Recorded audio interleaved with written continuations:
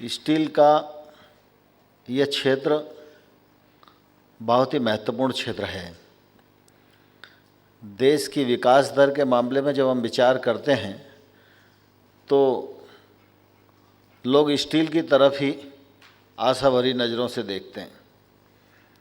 अगर स्टील का क्षेत्र कहीं कमज़ोर है तो विकास दर भी कमज़ोर दिखाई पड़ती है। इसलिए व्यक्तिगत फ़ायदा नुकसान एक अलग पक्ष है, लेकिन देश की विकास दर बढ़ाना है, देश को विकसित राष्ट्रों की गिनती में खड़ा करना है, तो भी स्टील के क्षेत्र को विकसित करना हम सबकी निश्चित रूप से प्राथमिकता है।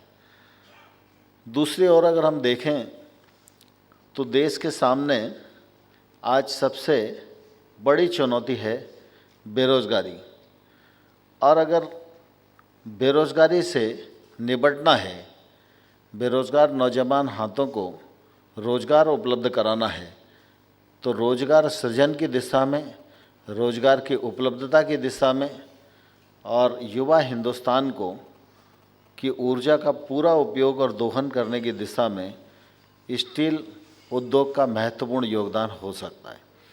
तो इस दृष्टि से भी स्टील का यह क्षेत्र हम लोगों के लिए अत्यंत महत्व का क्षेत्र है।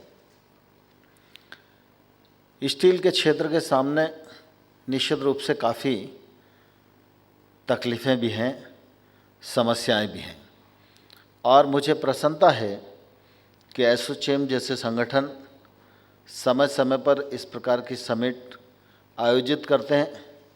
वो समस्याओं पर भी विचार करते हैं, समस्याओं के निराकरण पर भी विचार करते हैं, और जो निष्कर्ष आते हैं उन निष्कर्षों के आधार पर सरकार को निर्णय लेने में निश्चित रूप से बहुत सहूलियत पैदा होती है, और उसके कारण सरकार का काम काफ़ी सुगम होता है।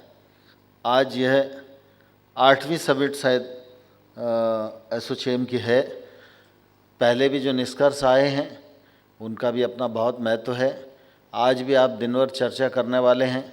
निश्चित रूप से इस चर्चा के दौरान भी बहुत सारे निष्कर्ष आएंगे, वो स्टील उद्योग को भी बढ़ावा देंगे और सरकार की निर्णय प्रक्रिया को भी गति देने में महत्वपूर्ण योगदान करेंगे, ऐसा मैं मानता हूँ।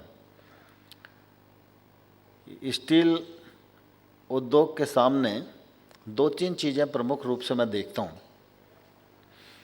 एक, स्टील के उत्पादन को कैसे और अधिक बढ़ाया जाए। अभी सामान्य तौर पर मैं जब से कार्यभार संभाला हूँ तब से स्टील उद्योग के बारे में जो चर्चा चलती है, जो परिस्थिति है, निश्चित रूप से वो उद्योग जगत में काम करने वाले लोगों को भी चिंतित करती है और भारत सरकार में भी काम करने वाले लोगों को चिंतित करती है। तो उत्पादन कैसे बढ़े।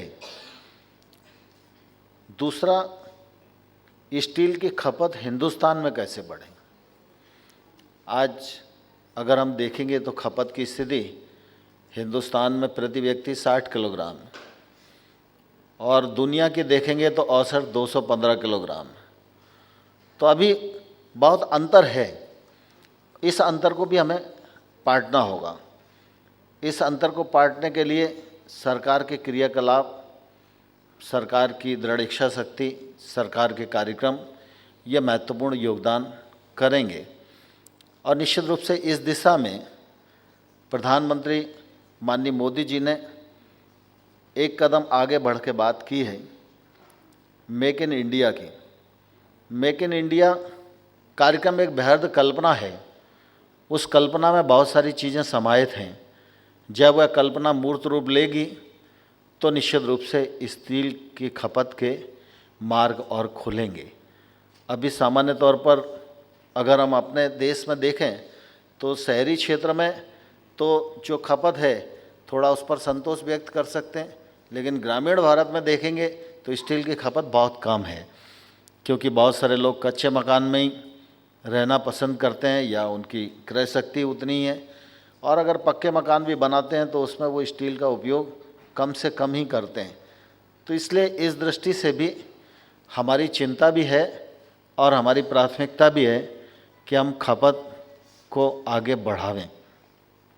दूसरा, मुझे लगता है कि स्टील के क्षेत्र में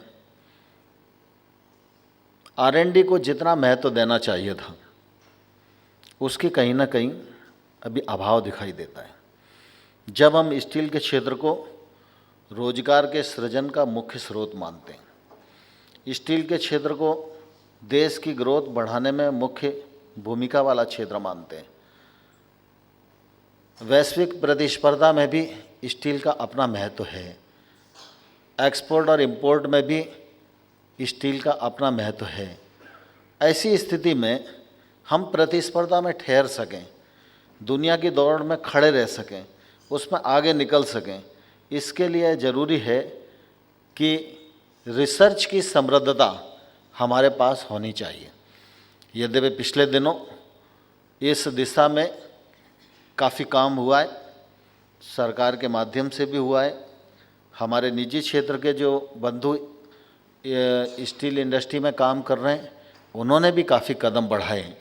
लेकिन जब हम चाइना की बात करते हैं, जब हम कनाडा की बात करते हैं, जब हम बाकी और कंट्रियों की बात करते हैं, तो ऐसी स्थिति में निश्चित रूप से ध्यान में आता है कि हमारी R&D की जो स्थिति है वह कमज़ोर है और मुझे लगता है इसे बढ़ाना चाहिए। अगर हम बढ़ाएंगे तो ही हाई क्वालिटी स्टील बना पाएंगे और हाई क्वालिटी स्टील बना पाएंगे तो ही हम स्टील की दृष्टि से बड़े एक्सपोर्टर हो पाएंगे। तो इस दृष्टि से भारत सरकार ने भी विचार विमर्श किया है और हम लोग रिसर्च के लिए एक फोरम तैयार कर रहे हैं जिसमें सभी स्टील इंडस्ट्री का भी सहयोग है और हम स्टील मिनिस्ट्री से भी 100 करोड़ रुपया फंडिंग करना चाहते हैं जिससे कि अच्छी से अच्छी रिसर्च हम स्टील के क्षेत्र में कर सकें और एक मानदंड इसमें बना सकें जो निश्चित रूप से हमको प्रतिस्पर्धा के दौर में आगे बढ़ने में मदद कर सके। स्टील के क्षेत्र में एक और महत्वपूर्ण बात है कि स्टील के बारे में, स्टील इंडस्ट्री के बारे में हम बहुत सारी बातें कर सकते हैं और बहुत सारा काम हुआ भी है। आज स्टील के क्षेत्र में उत्पादन की क्षमता जितने हमारे यहाँ के उद्योगपतियों ने बढ़ाई है, मैं समझता हूँ उस पर गर्व किया जा सकता है। लेकिन क्षमता उन्होंने बढ़ाई है, लेकिन उनको जितने ओर की आवश्यकता है, ओर की उपलब्धता उतनी नहीं है। स्टील के क्षेत्र आयरन ओर पर ही निर्भर करता है। आयरन ओर माइनिंग से जुड़ा हुआ मसला है। पिछले समय हम सब लोगों ने देखा कि आयरन ओर की उपलब्धता 218 मिलियन टन तक पहुंच गई थी, लेकिन बीच में घटकर हम 150 मिलियन टन पर आ गए। बीच में जो परिस्थितियां रहीं उससे आप अनभिज्ञ नहीं हैं, चाहे वो शाह कमीशन का विषय हो, चाहे माननीय सुप्रीम कोर्ट के निर्णय हों, जो भी आए उसके कारण परिस्थितियां उत्पन्न हुई और उन परिस्थितियों के कारण यह दौर कठिनाई का है। लेकिन हम सब लोगों की जो कोशिश है, जो अपेक्षा है, उस पर भारत सरकार पूरी तरह प्राथमिकता के साथ इस बात का प्रयत्न कर रही है कि सुप्रीम कोर्ट के निर्णय और शाह कमीशन की टिप्पणियाँ, इन दोनों के प्रकाश में इस क्षेत्र में पारदर्शिता बढ़े और इस क्षेत्र में माइनिंग बढ़े। उसके लिए नियमों में परिवर्तन की आवश्यकता है। तो हम लोगों ने नई गाइडलाइन इशू कर दी है, आप सब लोगों के संज्ञान में आई होगी, और MMDR एक्ट के संशोधन में भी जाने की जो आवश्यकता प्रतीत होती है, हम निकट भविष्य में चाहने वाले हैं, जिससे निश्चित रूप से माइनिंग बहुत सरलता से, तरलता से, पारदर्शिता से इस देश में हो सके और जो आयरन ओर की कमी आज दिखाई देती है उस कमी को हम पूरा कर सकें। मुझे इस बात से भी इनकार नहीं है कि बहुत सारे लोग स्टील के क्षेत्र में काम कर रहे हैं। मैं पहले जब मंत्री नहीं था तो सामान्य तौर पर मेरी एक धारणा थी कि जो स्टील इंडस्ट्री में काम कर रहा है उसके पास आयरन ओर की माइन तो होगी ही। लेकिन मैं जब मंत्री बना और फिर मैं स्टील इंडस्ट्री के लोगों से मिलता हूं तो मुझे लगता है कि सेल के अलावा एक आध दो लोगों के पास माइंस है, बाकी कैप्टिव माइंस नहीं है। तो जो हमारी बहन ने कहा कि निश्चित रूप से रॉ मटेरियल की उपलब्धता ही नहीं, रॉ मटेरियल की उपलब्धता भी और रॉ मटेरियल की सुनिश्चितता भी, यह इंडस्ट्री को जब तक सरकार उपलब्ध नहीं कराएगी तब तक स्टील इंडस्ट्री आगे नहीं बढ़ सकती। और मैं आप सबको विश्वास दिलाना चाहता हूँ कि भारत सरकार इस दिशा में पूरी तरह प्रतिबद्ध है और हम उस काम को आगे बढ़ाने की दिशा में कोशिश कर रहे हैं। आप सब ने विगत दिनों 4-5 महीने में महसूस किया होगा कि नई सरकार और नई सरकार के प्रधानमंत्री माननीय नरेंद्र मोदी जी ने जो कुछ किया है उसके कारण एक नई आशा का संचार देश में भी हुआ है और सारी दुनिया में हुआ है।